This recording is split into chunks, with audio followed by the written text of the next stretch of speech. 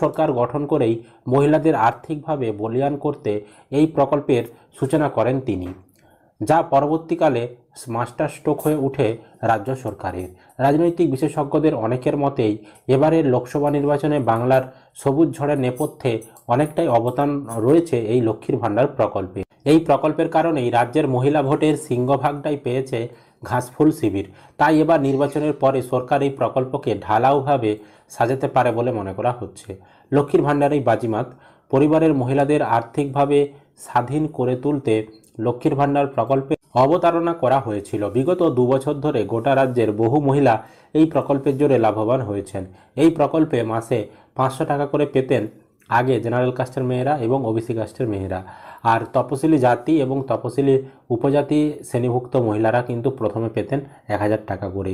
পরে লক্ষ্মী ভাণ্ডার প্রকল্পের টাকা বাড়ানো হয় এবং সম্প্রতি এটি 1000 টাকা করে বাড়িয়ে দেওয়া হয়েছে, যেটি 1200 টাকা করা হয়েছে। মানে যারা SC/ST কাস্ট তারা আগে পেত 1000 টাকা, সেটা 1000 টাকার বদলে 1200 টাকা পাচ্ছে, আর যারা আগে 500 টাকা পেত তারা বর্তমানে 1000 টাকা পাচ্ছে এখন। তবে এবার শোনা যাচ্ছে আরও বাড়তে, আর 1000 টাকা ছিল, বর্তমানে করা হয়েছে যে লোকসভা ভোটের আগে ঘোষণা করেছিলেন যে যারা 500 পেত তারা পাবে 1000, আর যারা 1000 টাকা পেত তারা পাবে 1200, এবং সেই টাকা ইতিমধ্যেই পাচ্ছে। সেই সঙ্গে এই প্রকল্প নিয়ে প্রচারও বাড়ানো হয়েছিল সরকারের তরফে। তার ইতিবাচক ফলাফলই ভোটের ফলাফলে দেখা গিয়েছে বলে মত বিশেষজ্ঞদের। আর এবার শোনা যাচ্ছে নির্বাচনের পর আরও বাড়ানো হবে টাকার পরিমাণ। গুঞ্জনে বলছে যে এবার জেনারেল কাস্টের মহিলারা 1000 টাকা নয়, তার পরিবর্তে পাবে 1500 টাকা। তপশিলি জাতি এবং উপজাতিভুক্ত মহিলারা মানে SC/ST কাস্টের মহিলারা তারা 1200 টাকার পরিবর্তে 2000 টাকা পাবে। না, এ বিষয়ে এখনও কিন্তু সরকার কোনো ঘোষণা করেনি বা সরকারিভাবে কোনো ঘোষণা করা হয়নি।